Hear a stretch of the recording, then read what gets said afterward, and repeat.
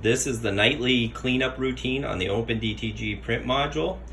First, we want to release the print head and flip up the wiper blade. So once that's done, you just kind of hold up slightly on the head, move it out of the way. Now you take a foam brush or alcohol wipe, and you want to clean off this rubber wiper blade really good. It'll get ink build up on it. And then the capping station pad here, you want to clean all the way around it real good. Make sure all the rubber seals don't have any ink build up on them.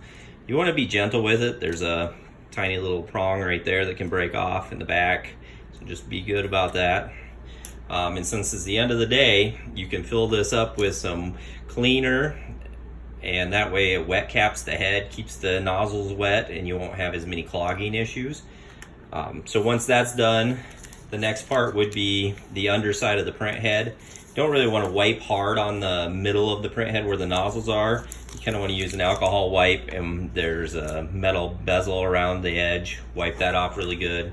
Make sure there's no ink buildup on the bottom. Now at that point, you can just push the head over top, kind of holding up a bit to make sure it doesn't catch, and go back and push the wiper blade. Now that just sealed the print head against the capping station, and it'll be soaking for the night.